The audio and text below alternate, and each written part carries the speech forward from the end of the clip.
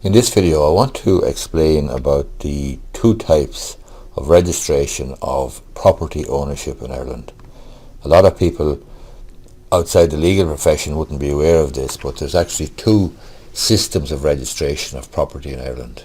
We have the Registry of Deeds and we have the Land Registry. And Registry of Deeds doesn't deal with the registration of title, it deals with the registration of documents. So it's a registry of deeds of conveyance, deeds of assignment, deeds of mortgage, deeds of discharge, and so on. But it doesn't actually register title as such, it registers documents. Whereas the Land Registry registers title, and it's administered and controlled by the Property Registration Authority. And the title there is guaranteed by the state. Now, generally over the last 40-50 years, all Registry of Deeds titles have been transferred over, or are being transferred over, in the process of being transferred over to Land Registry properties. So the Land Registry property then is going to have a folio, and you're going to have a description of the property, you're going to have a map or a filed plan, you're going to give the registered owner's name and any burdens that might be registered on the property, for example a charge or a judgment mortgage or perhaps a right of way or a right to reside in a property for life or whatever. But that's the folio from the Property Registration Authority who look after Land Registry. You will not get that with the Registry of Deeds.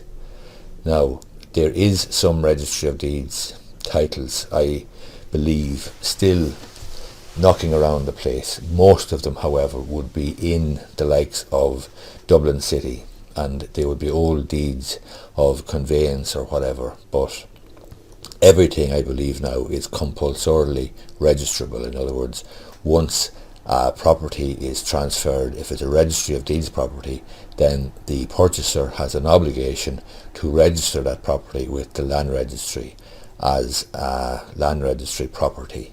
And that means that all properties in the country then, over a period of time, will become Land Registry properties and will have a folio and file plan and so on. Registry of Deeds properties tend to be in urban areas, but I have come across some Registry of Deeds properties in, for example, the last 12 months in Meath here, in Longwood for example, where I've come across a couple of Registry of Deeds properties. I've come across one in Edenderry in County Offaly, and generally though you'd encounter them in cities and in the likes of Dublin.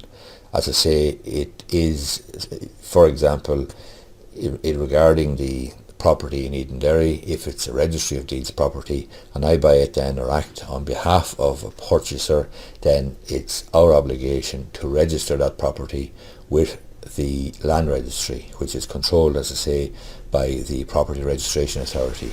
And we submit the documents, we submit a particular form for a first registration, whether it's a freehold or leasehold property, and we submit a Property Registration Authority approved file plan or map, which is sufficient for the Property Registration Authority to allow the opening of a new folio and the registration of that property then with the Land Registry.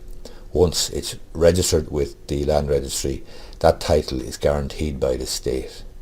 So that is not the situation with the Registry of Deeds. The Registry of Deeds is an older system and is simply a register of the various deeds affecting a particular property. And it wouldn't be as definitive or as conclusive as the Land Registry controlled by the Property Registration Authority. As I say, most Registry of Deeds properties will be encountered in cities, and most of them will be in Dublin, but I have come across some in the last 12 months, for example, here in Meath and in Offaly. So that's something that your solicitor will be aware of. It's no harm for you to be aware of it either, because to be honest with you, if it's not a Land Registry property, if there isn't a folio, there is a bit of extra work involved for the solicitor, because he or she will have to do the first registration. So that's something to bear in mind. Hope you find this video useful. If you do, you might give it the thumbs up down below, and you may be interested in subscribing to my YouTube channel. On my YouTube channel I attempt to explain in plain language various aspects of Irish law and Irish business.